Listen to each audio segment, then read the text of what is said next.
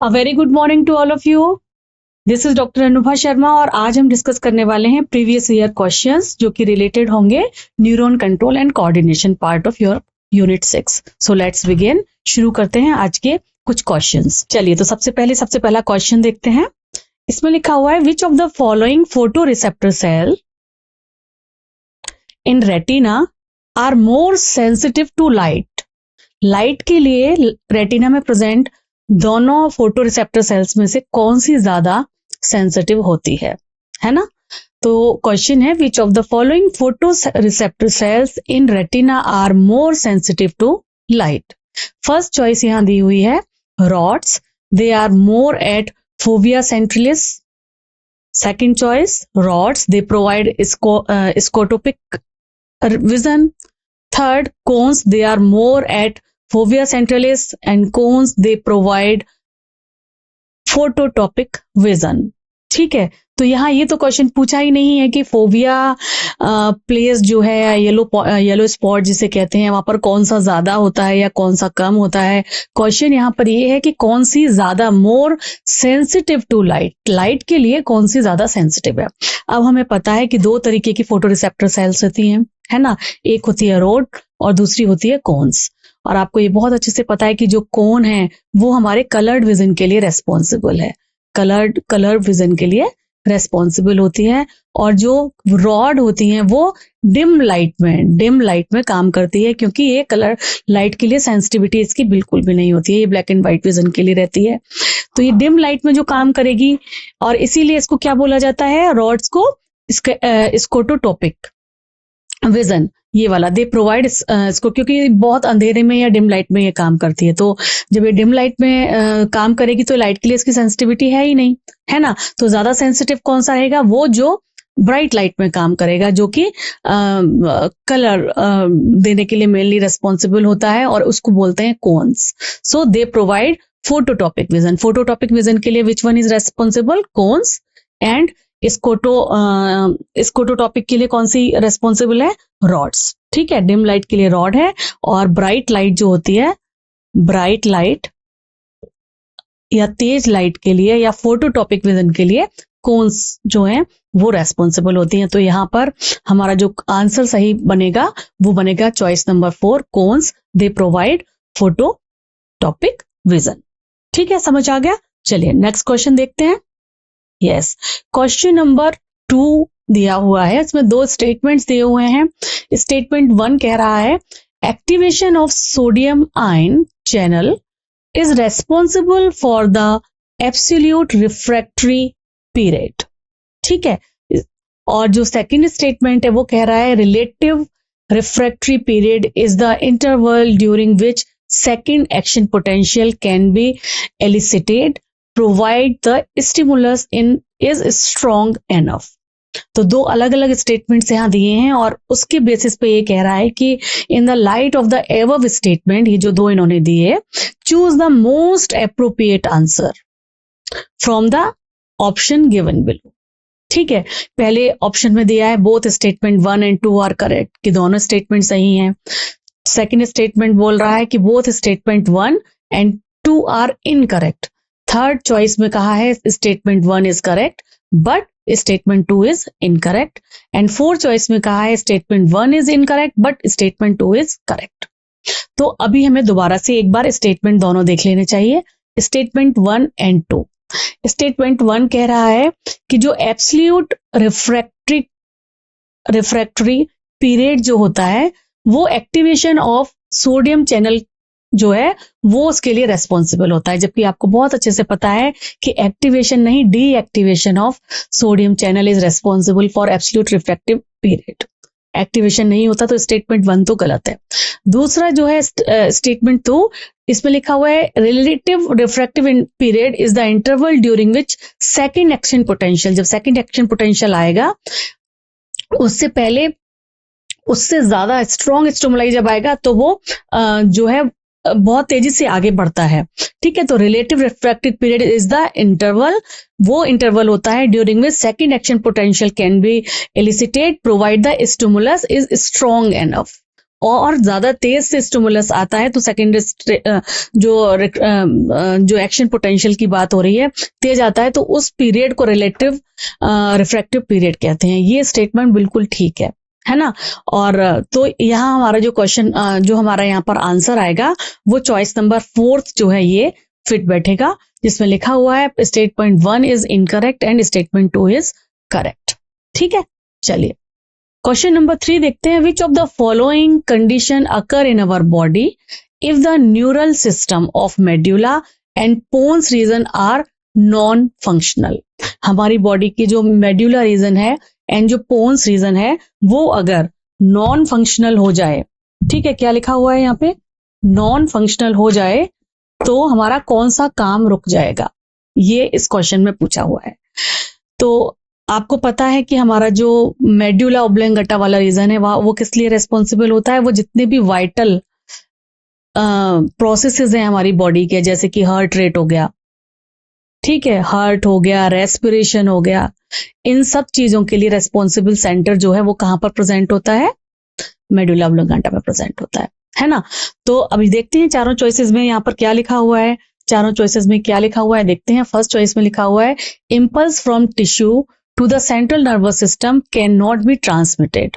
अगर मेडुला और pons reason non functional हो जाएंगे तो इम्पल्स ट्रांसमिट नहीं होगी, नहीं, उसके लिए तो रेस्पॉन्सिबल नहीं है ये दोनों।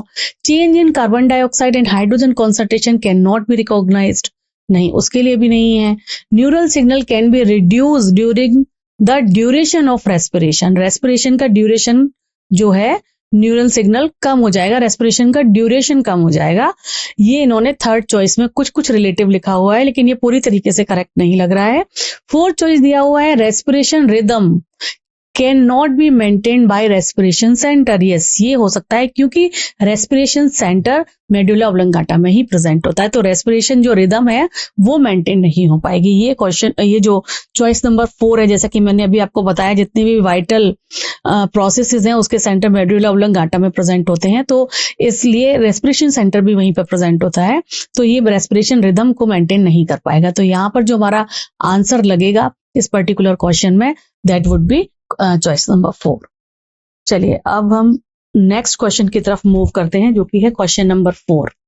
इसमें लिखा हुआ है the pre excitation potential difference between outside and inside of a neuron is called. ये आपको जब न्यूरॉन पूरा पढ़ाया था उस टाइम पे आपको बताया था कि अगर ये न्यूरॉन है कोई एक, और अंदर कौन सा चार्ज होता है ज्यादा, अंदर होता है नेगेटिव चार्ज, और बाहर कौन सा होता है, बाहर होता है पॉजिटिव चार्ज। क्यों? क्योंकि बाहर सोडियम आयन की कॉन्सेंट्रेशन ज्यादा है, अंदर पोटेशियम आयन की ज्यादा है, और कुछ प्रोटीन्स की ज्यादा है जो कि नेगेटिवली चार्ज्ड है ना, नेगेटिवली चार्ज्ड है, इसलिए कंपैरेटिवली उसके अंदर नेगेटिवली चार्ज होता है। तो जब ये स्टेज होती है, जब वो एक नॉर्मल कंडीशन में होता है, तो ये कंडीशन होती है कि सोडियम आयन बाहर ज्यादा होते हैं और पोटेशियम आयन अंदर ज्यादा होते हैं, और इस कंडीशन को क्या कहा जाता है, इस कंडीशन को कहा जाता है रेस्टिंग पोटेंशियल। क्या कहा जाता है? Resting potential. ठीक है, तो pre excited potential difference between outside and inside of a neuron is called resting potential. Right, action potential कब होता है? जब सोडियम आयन के लिए परमेबिलिटी बढ़ जाती है, वो अंदर जाता है ना, और अंदर की तरफ पॉजिटिव आ जाता है और बाहर की तरफ कंपैरेटिवली नेगेटिव हो जाता है, जो कि क्या होता है +30। इस टाइम पर रेस्टिंग पोटेंशियल कितना होता है? -70। ठीक है, तो ये आपका जो आंसर यहां पर लगेगा वो लगेगा चॉइस नंबर 2। चलिए नेक्स्ट क्वेश्चन देखते हैं, that is question number 5। During the transmission of nerve impulse to a nerve fibre, जब किसी नर्व फाइबर में नर्व इम्पल्स ट्रांसमिशन हो रहा है, the membrane potential on the inner side of a plasma membrane, जो membrane potential होगा वो plasma membrane के अंदर कैसा होगा? ये अभी अभी जैसे कि मैंने आपसे डिस्कस किया, कैसा होगा? जब पहले कैसे कंडीशन होगी, यहां पर होगा नेगेटिव, यही है ना कंडीशन नॉर्मली, और बाहर होगा पॉजिटिव। क्यों? क्योंकि यहां पर वही आंसर, सोडियम आयन की कॉन्सेंट्रेशन बाहर ज्यादा है, पोटेशियम आयन की कॉन्सेंट्रेशन अंदर ज्यादा है, और कुछ प्रोटीन्स जो कि नेगेटिवली चार्ज्ड हैं उनकी भी जो कॉन्सेंट्रेशन है वो अंदर की तरफ ज्यादा है, इसलिए अंदर की तरफ नेगेटिवली चार्ज होता है। तो क्या होता है ट्रांसमिशन के टाइम पर? पहले पॉजिटिव होगा, है ना, पहले जब ट्रांसमिशन होगा तो क्या होगा, पहले अंदर की तरफ क्या होगा, नेगेटिव होगा, और जब ये सोडियम आयन अंदर जाने लगेंगे तो अंदर की तरफ पॉजिटिव हो जाएगा जैसे ही गेट खुलेंगे। और जैसे ही एक्शन पोटेंशियल डेवलप होगा और वो चैनल्स बंद हो जाएंगे और पोटेशियम अंदर आने लगेगा और कॉन्सेंट्रेशन उसकी धीरे धीरे कम हो जाएगी सोडियम की, तो दोबारा से ये निगेटिव की तरफ चले जाएंगे। यही होगा ना। तो देख लेते हैं चारों चॉइस क्या दी हुई है। इसमें लिखा है first positive then negative. Inner side पूछा है तो इनर साइड फर्स्ट पॉजिटिव तो हो ही नहीं सकता, आपको पता है नेगेटिव ही होता है ना। तो ये चॉइस तो गलत हो गई। फिर लिखा हुआ है यहाँ पर फर्स्ट निगेटिव। यस, यहाँ पर अगर हम फर्स्ट 2 लेटर पढ़े तो ठीक लगता है। First negative then positive then continue to positive. नहीं, कंटिन्यू टू पॉजिटिव तो नहीं होगा, क्योंकि जब गेट्स बंद होंगे एक्शन पोटेंशियल खत्म होगा, रिपोलराइजेशन के टाइम पर आएगा तो वो दोबारा से निगेटिव हो जाएगा। ठीक है, इसलिए ये चॉइस भी गलत हो जाएगी यहाँ पर। थर्ड चॉइस है फर्स्ट पॉजिटिव। फर्स्ट पॉजिटिव तो होगा ही नहीं, क्योंकि वो इनिशियली किस तरीके की सिचुएशन होती है, अंदर की तरफ नेगेटिव आइंस ज्यादा होते हैं और बाहर की तरफ पॉजिटिव आइंस ज्यादा होते हैं, तो ये चॉइस भी गलत हो जाएगी। फोर्थ चॉइस में लिखा है फर्स्ट नेगेटिव। हाँ, फर्स्ट 2 लेटर्स तो ये सही कह रहे हैं, क्योंकि शुरू में नेगेटिव आइन ही होते हैं, जैसे कि यहाँ पर देख रहे हैं आप। देन पॉजिटिव, यस, जब सोडियम चैनल्स खोलेंगे, गेटेड वोल्टेज गेटेड चैनल्स खुलेंगे, सोडियम आयन अंदर जाएंगे तो वो अंदर की तरफ पॉजिटिव हो जाएगी और एक पोटेंशियल डिफरेंस क्रिएट होगा। And then again back to negative. Yes, जब वो एक्शन पोटेंशियल डेवलप हो जाएगा तो रिपोलराइजेशन के टाइम पर दोबारा से वो नेगेटिव हो जाएंगे। तो इस हिसाब से अगर हम देखें तो हमारी जो चॉइस नंबर 4 है, that would be the correct answer of your question number 5। ठीक है, चलिए नेक्स्ट क्वेश्चन देखते हैं। Question number 6। इस क्वेश्चन में दिया हुआ है match list 1 and 2 with respect to human eye. Human eye के रेस्पेक्ट में आप लिस्ट 1 और 2 को मैचिंग करिए। ठीक है, तो चॉइस नंबर 1 में दिया हुआ है फोबिया, या जिसे फाबिया कहते हैं, then iris, then blind point, then sclera. ठीक है, तो फर्स्ट जो चॉइस है रोमन में जो फर्स्ट 1 है उसमें लिखा है visible coloured portion of I that regulate diameter of प्यूपिल। तो आप बताइए कि जो विजिबल कलर्ड पोर्शन आई का कौन सा होता है? विजिबल कलर्ड पोर्शन होता है आइरिस वाला, है ना। हमें पता है ना ये कि हमारा जो कलर्ड पोर्शन होता है वो आइरिस वाला होता है, और ये क्या करते हैं, आइरिस जो है प्यूपिल को अपने बांधे रहते हैं और उसका डायामीटर को मेजर करने का काम करते हैं। ठीक है, तो ये जो फर्स्ट चॉइस है वो जाएगी हमारी बी के साथ। ठीक है, फिर है ब्लाइंड स्पॉट, नहीं सेकंड चॉइस हम इधर से पढ़ रहे थे। ओके, सेकंड चॉइस यहां पर दिया हुआ है external layer of I form the dense connective tissue. तो एक्सटर्नल लेयर कौन सी थी बताइए? एक्सटर्नल लेयर फोबिया है? नहीं, ये क्या है? ये सब वो जगह है जहां पर सबसे ज्यादा कोन्स प्रेजेंट होती हैं, कलर्ड विजन बनता है। आइरिस क्या है? विजिबल कलर्ड पोर्शन है। ब्लाइंड स्पॉट वो है जहां से नर्व्स निकल रही होती हैं, आई का स्ट्रक्चर आप याद करिए, है ना, तो वहां पर कोन्स और रॉड्स प्रेजेंट नहीं होती। और जो एक्सटर्नल लेयर है वो हमारी होती है स्क्लेरा, और सबसे इनर लेयर कौन सी होती है? वो होती है रेटिना, है ना। तो एक्सटर्नल लेयर वाला जो है, जो कि डेंस कनेक्टिव टिश्यू से बना होता है, तो ये आएगी जो चॉइस, वो चॉइस नंबर डी के साथ आएगी, 2। ठीक है, 3 यहां पर लिखा हुआ है पॉइंट ऑफ ग्रेटेस्ट विजुअल एक्यूरेटी और रेजोल्यूशन। सबसे ज्यादा यहां होता है, क्योंकि ये जो है येलो पॉइंट का जो पिट वाला पार्ट होता है जहां पर सबसे ज्यादा कोन्स प्रेजेंट होती हैं, उस ग्रेटेस्ट विजुअल एक्यूरेटी यहां पर पाई जाती है, रेजोल्यूशन यहां पाया जाता है। तो थर्ड चॉइस यहां पर आएगी फोबिया के साथ। And points where optic nerve leave, वो क्या है? आपको पूरा स्ट्रक्चर आई का ध्यान करिए, जहां से हमारी नर्व निकलती है वहां पर ना कोन्स होते हैं ना रॉड्स होती हैं, और फोटो रिसेप्टर्स कोई भी नहीं होते, इसीलिए उसको ब्लाइंड स्पॉट कहा जाता है। तो जो फोर्थ चॉइस है वो सी के साथ यहाँ पर बन रही है। तो देख लेते हैं कि हम ए के साथ थर्ड किस चॉइस में है। ए के साथ थर्ड फोर्थ चॉइस में है, बी के साथ 1 फोर्थ चॉइस में है, सी के साथ फोर्थ चॉइस में है। Yes, fourth choice would be the correct answer, क्योंकि जो सीक्वेंस हमने अभी तैयार किया चॉइसेस पढ़ के वो फोर्थ चॉइस में आ रहा था। ठीक है, चलिए देखते हैं नेक्स्ट क्वेश्चन अब हमारा कौन सा है। नेक्स्ट क्वेश्चन है the part of human brain that help in regulation of sexual behaviour, expression of excitement, pleasure, rage, fear etcetera. ये कहाँ होता है? तो आपको ये बहुत अच्छे से पता है, जब हमने ह्यूमन ब्रेन के सब अलग अलग पार्ट्स पढ़े थे तो हमने ये जाना था कि जो हमारा हाइपोथैलेमस रीजन होता है, हाइपोथैलेमस रीजन होता है, वहां पर मेनली हार्मोन कंट्रोल रीजन भी, वहां से हार्मोन भी बहुत सारे स्टिमुलेट होते हैं।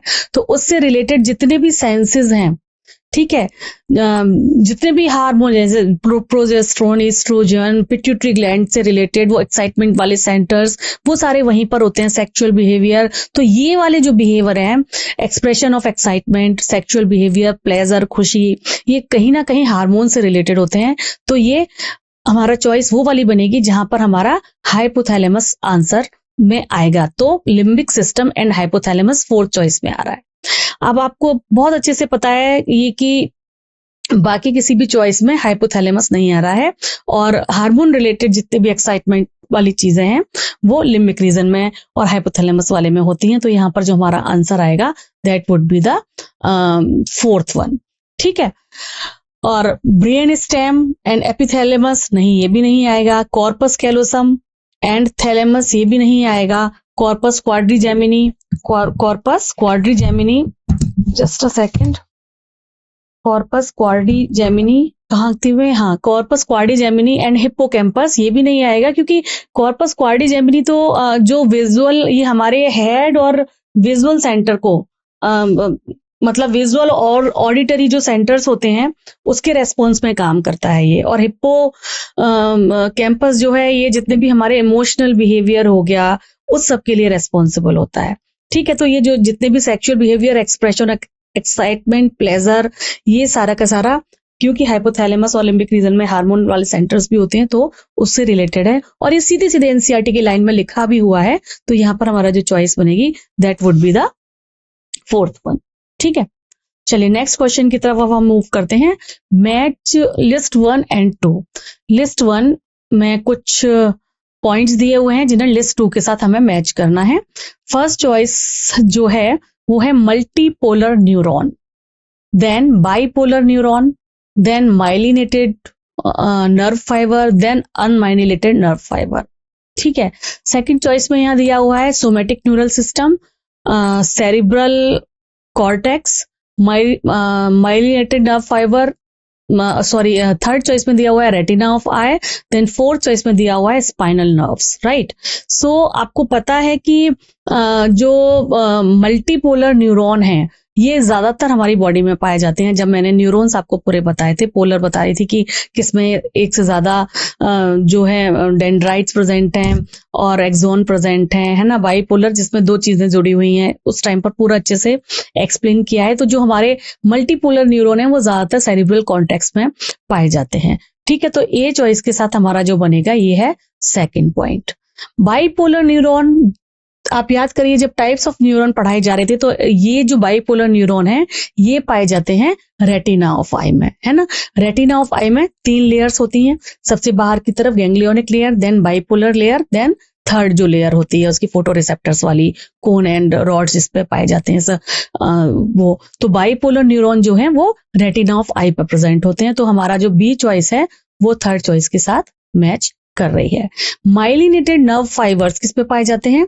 ये हमारे स्पाइनल जो नर्व्स होती हैं उन पर माइलिनेटेड नर्व फाइबर पाए जाते हैं, और ये माइलिन शीट कौन रिलीज करता है? इसे स्वान सेल्स रिलीज करती हैं, है ना। इसी वजह से ये माइलिनेटेड जो है वो वहां पर प्रेजेंट होती हैं, किसी में करती हैं किसी में नहीं करती हैं, तो स्पाइनल नर्व्स में ये करती हैं।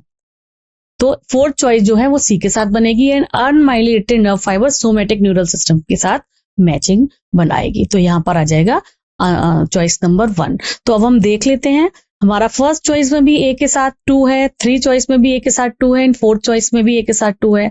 तो यानी कि सेकंड चॉइस तो नहीं ही है। ठीक है, अब हम देखते हैं बी के साथ थर्ड किस किस में है। बी के साथ थर्ड फर्स्ट चॉइस में है एंड फोर्थ में है, यहाँ पर तो गलत दिया हुआ है तो ये भी चॉइस नहीं होगी। अब फर्स्ट एंड फोर्थ में हमें देखना होगा।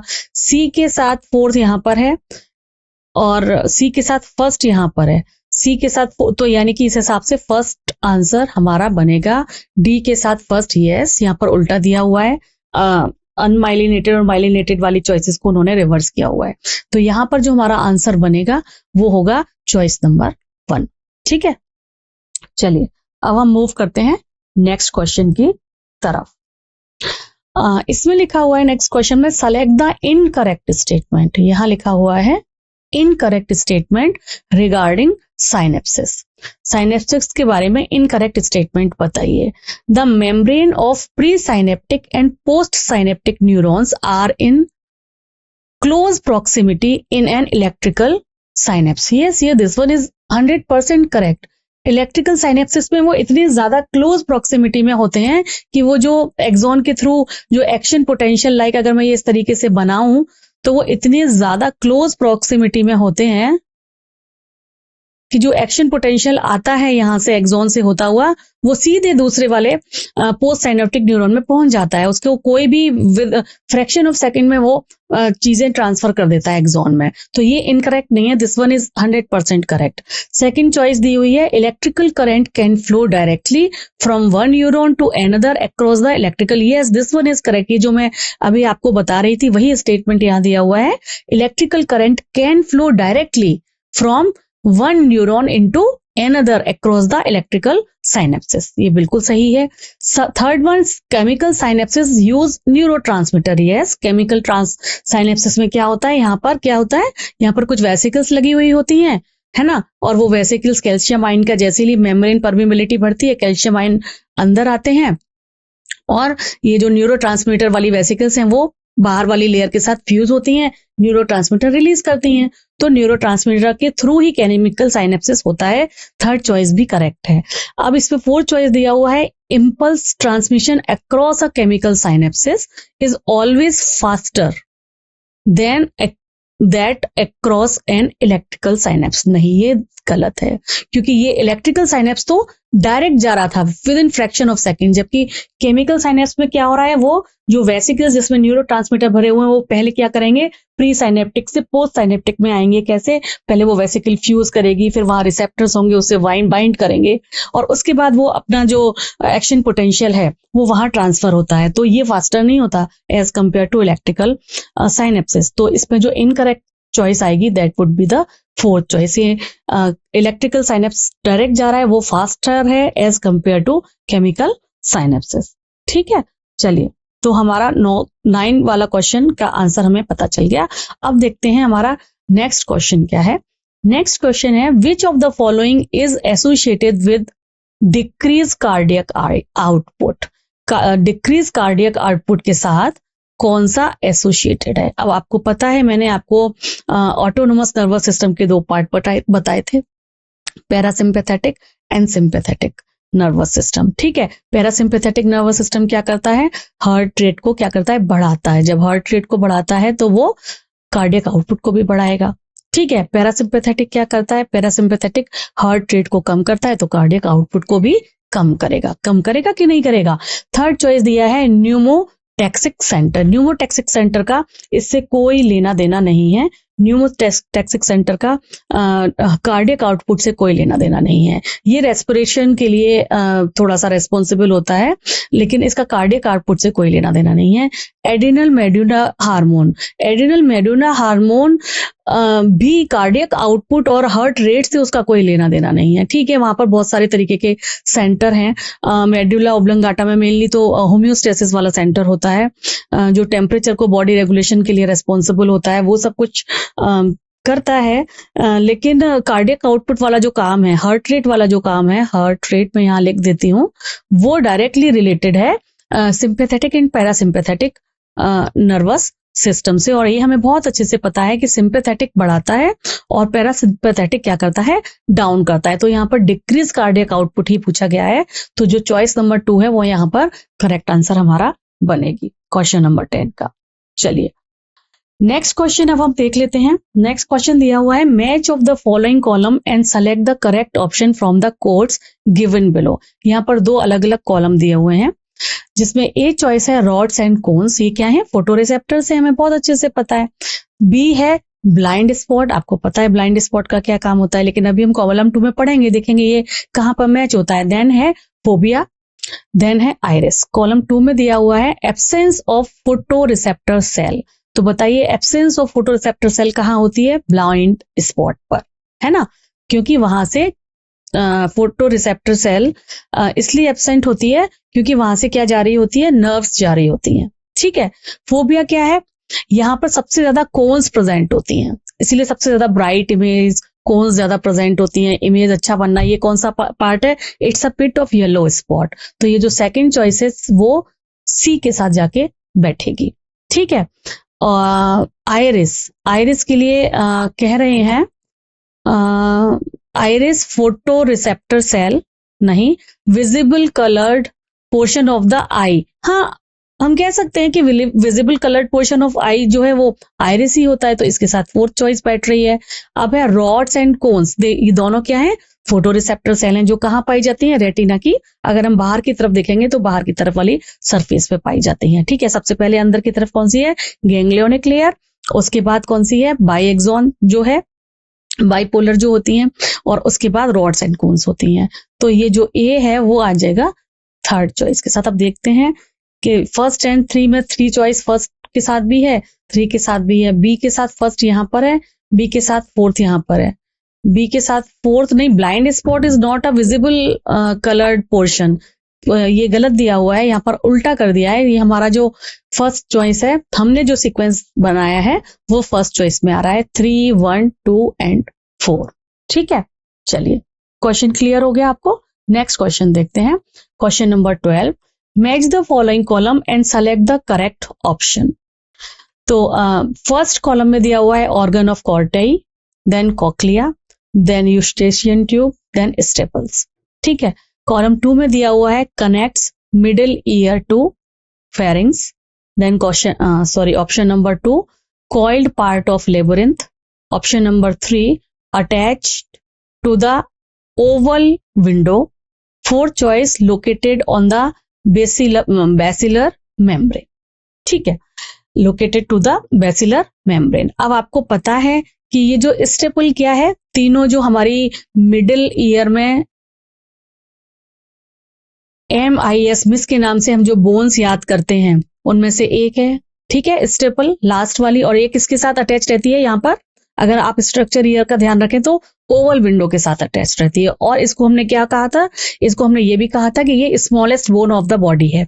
ठीक है, तो हम यहाँ पर डी को 3 के साथ लगा देते हैं। ठीक है, 3 जो चॉइस है वो डी के साथ आ रही है। अब सी चॉइस देखते हैं, यूस्टेशियन ट्यूब। ये क्या करती है, यूस्टेशियन ट्यूब जो है हमारे मिडिल ईयर को फेरिंग्स के साथ एसोसिएट करती है ना। और ये किसके लिए, हमारे जो इक्विलिब्रियम होता है दोनों कानों के में, जो इक्विलिब्रियम मेंटेन्ड है या नहीं, हमारा बॉडी का बैलेंसिंग उसी से निर्भर करती है ना, बॉडी का बैलेंस मैंने बताया था आपको, तो ये उसी इक्विलिब्रियम से रिलेटेड है। तो यूस्टेशियन ट्यूब जो है वो हमारे मिडिल ईयर को कनेक्ट करती है हमारे फेरिंग्स से। तो जो सी चॉइस है वो आ जाएगा 1 के साथ। अब है कॉक्लिया। कॉक्लिया कहाँ है, ये कॉक्लिया जो, अच्छा फर्स्ट चॉइस हमारी ये लग चुकी और हमारी ये चॉइस लग चुकी। अब बची है 2 चॉइस जिसमें लिखा है कॉक्लिया, और cochlea it is a coiled part of labyrinth, and organ of Corti, organ of Corti ये है located on the basilar membrane. बिल्कुल ठीक बात है कि organ of Corti basilar membrane पर ही लोकेटेड होती है। और जो कॉक्लिया है, जो इस तरीके का स्ट्रक्चर इंटरनल ईयर का अगर आप याद करें जो था, वो क्या था, लेबोरिंथ जो था उसका कॉइल्ड पार्ट होता है। तो जो बी है उसकी चॉइस आएगी 2, एंड जो ए है उसकी चॉइस आएगी 4। तो हम देख लेते हैं 4, 2, 1, 3। 4 या सेकंड चॉइस में ही 4 सबसे पहले दिया हुआ है, 2, 1, 3, और चॉइसेस देखने की जरूरत ही नहीं है। तो हमारा जो आंसर है वो चॉइस नंबर 2 बैठेगा यहाँ पे। ठीक है, चलिए हम मूव करते हैं नेक्स्ट क्वेश्चन की तरफ, जो कि है स्नो ब्लाइंडनेस से रिलेटेड क्वेश्चन दिया हुआ है। Snow blindness it Antarctica region is due to, Antarctica region में क्या होता है कि नॉर्थ पोल और साउथ पोल जो है वहां पर बहुत ही थिन एयर है। थिन एयर है यानी कि एयर का जो कॉन्सेंट्रेशन है, एटमॉस्फेरिक प्रेशर है वो बहुत कम है। तो वहां पर लगातार अल्ट्रावायलेट रेज आती रहती हैं, और उसकी वजह से जो जितना भी स्नो होता है, जो आइस है, स्नो है, इन सब से जो रिफ्लेक्शन के थ्रू क्या होता है, डायरेक्टली जो अल्ट्रावायलेट रेज हैं वो हमारे कॉर्निया को हार्म करती हैं, इन्फ्लेम्ड करती हैं, जिसे केरेटिटाइनिस भी बोलते हैं, और उससे हमारे कॉर्निया डिस्ट्रॉय हो जाता है, इन्फ्लेमेशन हो जाता है, और धीरे धीरे वहां पर जो लगातार रहते हैं उनको ब्लाइंडनेस भी हो जाती है। तो इसमें जो हमारा आंसर बनेगा वो बनेगा inflammation of cornea due to high dose of ultraviolet radiation. क्यों है हाई डोज अल्ट्रावायलेट रेडिएशन की? क्योंकि वहां पर एयर जो है वो बहुत ही, जैसे हम ऊपर ऊपर बढ़ते हैं एयर जो है कम होती जाती है, आपको पता है, और स्नो है तो रिफ्लेक्शन आसानी से होता है, और उसकी वजह से स्नो ब्लाइंडनेस हो जाती है, जिसे बोलते हैं कॉर्निया का इन्फ्लेमेशन होना या केरेटिटाइटिस। ठीक है, केरेटिन जो प्रोटीन होती है वो वहां पर डिस्ट्रॉय होती है। तो इसका जो दूसरा चॉइस भी पढ़ लेते हैं, इसमें high reflection of light from snow लिखा हुआ है। थर्ड दिया है damage of retina caused by infrared rays. फिर दिया हुआ है freezing of fluid in the eye by low temperature. ना फोर्थ चॉइस है, ना इंफ्रारेड डैमेज करती हैं, अल्ट्रावायलेट रेज डैमेज करती हैं। हाई रिफ्लेक्शन ऑफ लाइट होता है, लेकिन स्नो ब्लाइंडनेस में कॉर्निया का इन्फ्लेमेशन होता है। ठीक है, तो हमारा जो मोर करेक्ट आएगा वो चॉइस नंबर 1 आएगा। ठीक है, चलिए नेक्स्ट क्वेश्चन की तरफ मूव करते हैं। Which part of the brain is responsible for thermoregulation? Thermoregulation के लिए हमारा बॉडी का कौन सा पार्ट जो है रेस्पॉन्सिबल होता है? तो ये आपको बहुत ही अच्छे से पता है कि हमारा थर्मोरेगुलेशन का मतलब हमारे टेम्परेचर को रेगुलेट जो करता है बॉडी का पार्ट, वो हाइपोथैलेमस होता है ना। हाइपोथैलेमस में और भी हार्मोन्स वाले सेंटर हैं, ये मैंने अभी अभी आपको किसी क्वेश्चन में बताया था। ठीक है, तो और इसलिए इसका जो आंसर आएगा कॉर्पस कैलोसम नहीं है, मेडुला ऑब्लंगाटा भी नहीं है। मेडुला ऑब्लंगाटा में और तरीके के सेंटर्स होते हैं, लेकिन हाइपोथैलेमस में का जो मेन काम है वो होम्योस्टेसिस ही होता है ना, और उसमें बहुत सारे जो हार्मोन्स हैं उनके सेंटर बने हुए होते हैं। तो जो हमारा आंसर यहां पर बनेगा वो आएगा चॉइस नंबर 1। ठीक है, क्वेश्चन नंबर 15 देखेंगे। The transparent lens in the human I is held in its place by. जो हमारी आंख में प्रेजेंट जो ये ट्रांसपेरेंट लेंस होता है उसे वहां पर रखने के लिए कौन सी चीज रेस्पॉन्सिबल होती है? ठीक है, तो आपको पता है कि ये जो हमारी जो लेयर्स पीछे से चल रही थी वही आगे कन्वर्ट होती हैं किसमें? लिगामेंट में और सीलियरी बॉडी में। और सीलियरी बॉडी एक्चुअली हमारी आंख के लेंस को पकड़े हुए रहती है, जो लिगामेंट से अटैच्ड होती हैं, है ना। तो सीलियरी बॉडी से लिगामेंट अटैच होते हैं, इस तरीके की आई होती है, इस तरीके से ये इधर अटैच होते हैं, इस तरीके से ये अंदर अटैच होते हैं, ये लेंस होता है। ठीक है, ये तो ligament attach to the ciliary body, इसका आंसर मेरे हिसाब से आना चाहिए। Ligament attach to the iris, iris तो यहां पर आगे की तरफ इस तरीके से आ रहा है, तो आइरिस से तो लिगामेंट अटैच नहीं होते हैं, वो सीलियरी बॉडी से अटैच्ड होते हैं। फर्स्ट 2 चॉइस में तो सीलियरी बॉडी का जिक्र ही नहीं है, तो वो वैसे गलत हो जाएंगी।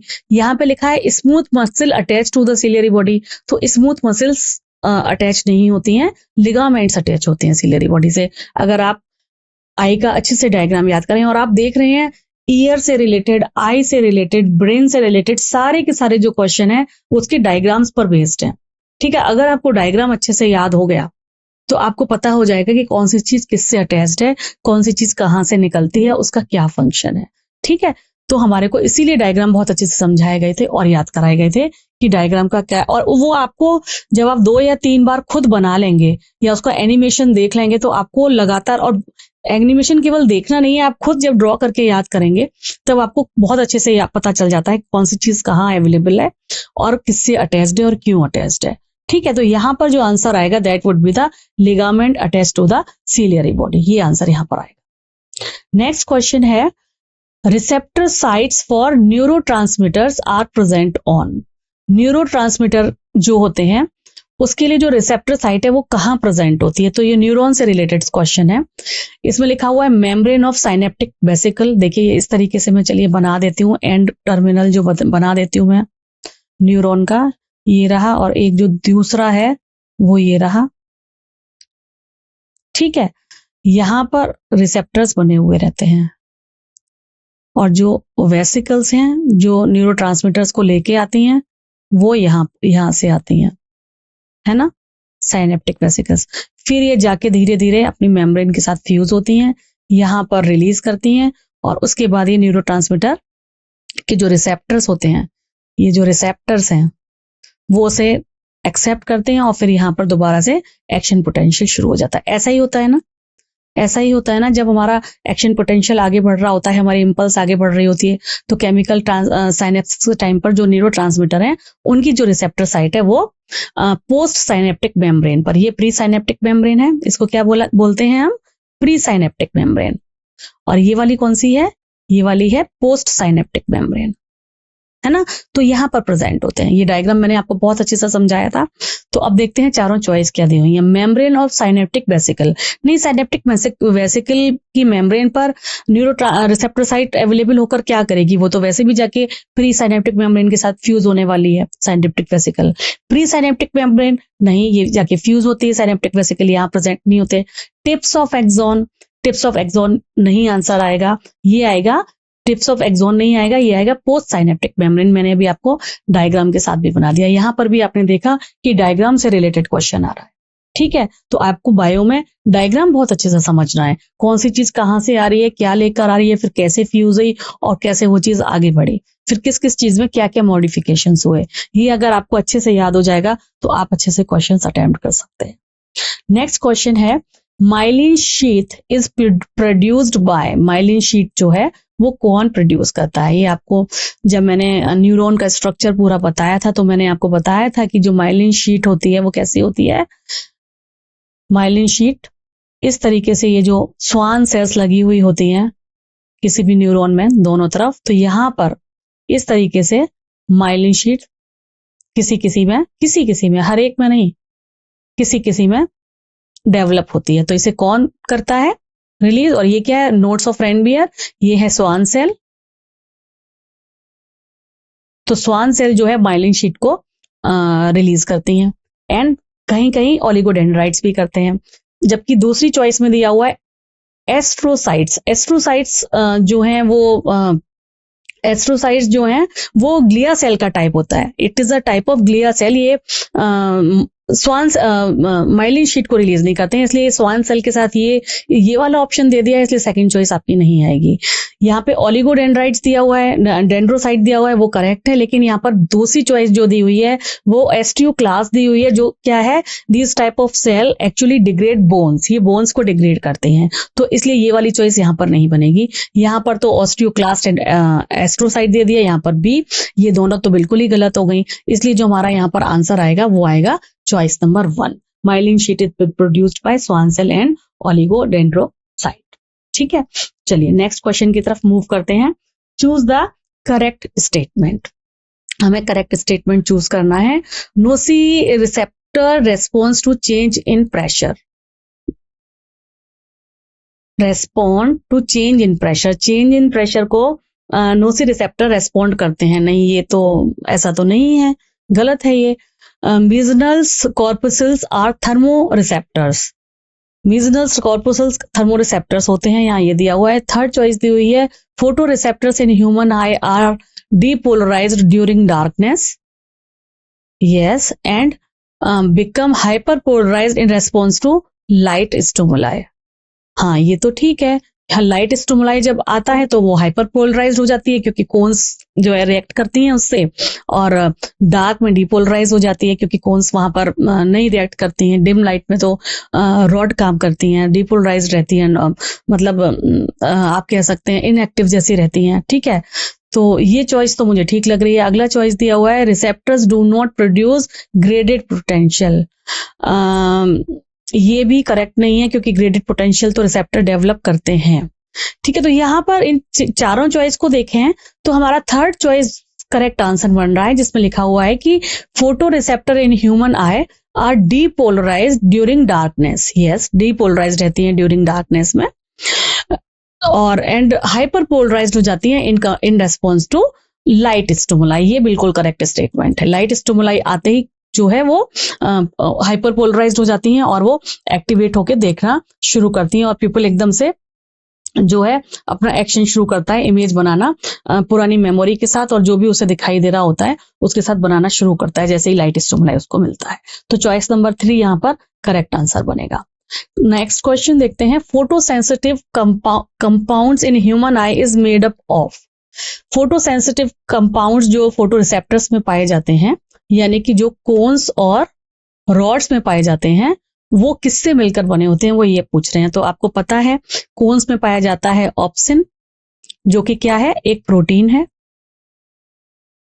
और रॉड्स में पाया जाता है रेटिनल, जो कि क्या है, एक एल्डिहाइड है, रेटिन एल्डिहाइड इसको बोलते हैं। ठीक है, तो इन दोनों से मिलकर जब ये रेटिन एल्डिहाइड इस प्रोटीन ऑप्सिन के साथ रिएक्ट करता है, ठीक है, इसके साथ बाइंड करता है, तो उसके बाद ही हमारे को फोटो सेंसिटिव कंपाउंड बनते हैं और दिखाई देता है कि कौन कौन से कलर की इमेज बन रही है। तो ये एक एल्डिहाइड होता है, ठीक है, और ऑप्शन क्या है, इट इज अ प्रोटीन। तो फर्स्ट चॉइस में दोनों चॉइसेस बिल्कुल ठीक दी हुई है, option and retinal. Second choice में ऑप्शन एंड रेटिनॉल दिया हुआ है, नॉल दिया हुआ है, ये गलत हो गया। थर्ड चॉइस में ट्रांसड्यूसिन एंड रेटिनिन दिया हुआ है, ये भी गलत है। गुआनोसिन एंड रेटिनॉल यहाँ पर भी दिया हुआ है, ये भी गलत है। आपका जो आंसर आएगा that would be the first choice, option and retinal. ठीक है, नेक्स्ट क्वेश्चन की तरफ मूव करते हैं। Question number 20, in mammalian eye the fovea is the centre of the visual field where high density of cones occur but no rods present. हाँ, ये बिल्कुल सही बात है। फोबिया वाले रीजन पर जो है, येलो पिट का जो फोबिया वाला रीजन होता है, वहां पर कोन्स बहुत ज्यादा प्रेजेंट होती हैं और रॉड्स प्रेजेंट नहीं होती। Optic nerve fibre leave the eye, नहीं, ये ब्लाइंड स्पॉट की बात हो रही है, यह ब्लाइंड स्पॉट से ऑप्टिक फाइबर नर्व फाइबर निकलता है। ओनली रॉड्स आर प्रेजेंट, नहीं, ये भी बात गलत है। More rods than cones are found, नहीं, वहां पर कोन्स ही ज्यादा होती हैं। ठीक है, तो हमारा जो चॉइस नंबर 1 है that would be the correct answer. Yellow spot का फोबिया वाला जो पिट है, वहां पर रॉड्स ज्यादा, सॉरी, कोन्स ज्यादा प्रेजेंट होती हैं और रॉड्स एब्सेंट होती हैं। नेक्स्ट क्वेश्चन देखते हैं, question number 21, how do parasympathetic neuron signals affect the working of heart. Parasympathetic जो न्यूरॉन्स होते हैं वो हार्ट की वर्किंग पर किस तरीके से इफेक्ट डालते हैं। आपको पता है कि जो सिंपैथेटिक होता है, मैंने आपको पहले भी बताया, ये क्वेश्चन मेरे ख्याल से आ चुका है, सिंपैथेटिक और पैरासिम्पैथेटिक। सिंपैथेटिक क्या करता है, बढ़ाता है, जनरली चीजों को स्टिमुलेट करता है, बढ़ाता है, तो ये हार्ट रेट को भी बढ़ाता है। ठीक है, और पैरासिम्पैथेटिक क्या करता है, पैरासिम्पैथेटिक कम करता है हार्ट रेट को भी और कार्डियक आउटपुट को भी, कार्डियक आउटपुट को भी ये बढ़ाता है। सिंपैथेटिक और पैरासिम्पैथेटिक कम करता है। अब हम चॉइस देख लेते हैं, reduce both heart rate and cardiac output. हाँ, मेरे हिसाब से ये बिल्कुल करेक्ट आंसर है, क्योंकि ये जस्ट एंटागोनिस्टिकली एक दूसरे से काम करते हैं। ये मैंने आपको लेक्चर के टाइम पर बताया था, सिंपैथेटिक एंड पैरासिम्पैथेटिक। तो सिंपैथेटिक बढ़ाता है cardiac output and heart rate को वो कम करता है। Heart rate is increase without affecting cardiac output, नहीं, हार्ट रेट पहली बात तो इंक्रीज होती ही नहीं है, डिक्रीज होती है, और वो कार्डियक आउटपुट को भी इफेक्ट करता है। सेकंड चॉइस यहाँ पर गलत है। Both heart rate and cardiac output increase, नहीं, ये सिंपैथेटिक का फीचर है, ये पैरासिम्पैथेटिक का फीचर नहीं है। Heart rate decrease, yes, decrease होता है, बट कार्डियक आउटपुट इंक्रीज, ऐसा हो ही नहीं सकता कि हार्ट रेट डिक्रीज हो रही है और कार्डियक आउटपुट इंक्रीज हो रहा है ना। तो हमारे यहाँ पर जो चॉइस नंबर 1 है that would be the correct answer of your question number 20 पर। नेक्स्ट क्वेश्चन है, injury localise to the hypothalamus would most likely disrupt. Hypothalamus जो है, आपको पता है ये क्या करता है, हाइपोथैलेमस कई बार डिस्कस हो चुका है। हाइपोथैलेमस क्या करता है, होम्योस्टेसिस मेंटेन करता है, यानी कि बॉडी के टेम्परेचर को रेगुलेट करने का काम करता है। ठीक है, तो अगर यहां पर किसी तरीके से कोई इंजरी आ जाती है तो क्या होगा, शॉर्ट टर्म मेमोरी, नहीं, मेमोरी से इसका कोई लेना देना नहीं है। कोऑर्डिनेशन ड्यूरिंग लोकोमोशन, ये तो सेरिबेलम का काम है ना, क्योंकि उसे क्या कहते हैं, उसको हम क्या कहते हैं, उसको स्मॉल ब्रेन भी कहते हैं, है ना। जितने भी इनवॉलेंट्री मूवमेंट्स हैं उसके लिए रेस्पॉन्सिबल वही होता है। डिसीजन मेकिंग और ये सब ये भी इसका काम नहीं है। हाइपोथैलेमस तो मेनली और ये बहुत ही इंपॉर्टेंट पॉइंट है, ये हमें याद भी हमेशा रहना चाहिए कि hypothalamus is mainly responsible to regulate our body temperature. तो ये जब आपको एकदम बाय हार्ट याद रहेगा तो आप इस क्वेश्चन में या इससे रिलेटेड बहुत क्वेश्चंस आते हैं, मेडुला ऑब्लंगाटा एंड हाइपोथैलेमस, इन दोनों से रिलेटेड बहुत क्वेश्चन आते हैं कि क्या करता है ये। तो ये बॉडी के टेम्परेचर को रेगुलेट करने का काम करता है। ये कुछ क्वेश्चंस थे, काफी इंपॉर्टेंट क्वेश्चन थे जो नर्वस सिस्टम से रिलेटेड थे। आई होप आपको ज्यादातर क्वेश्चन के आंसर मिले हैं। आप और भी क्वेश्चन सॉल्व करिए। You have any query, we will discuss it later. तब तक के लिए खूब पढ़िए, खुश रहिए। Thank you.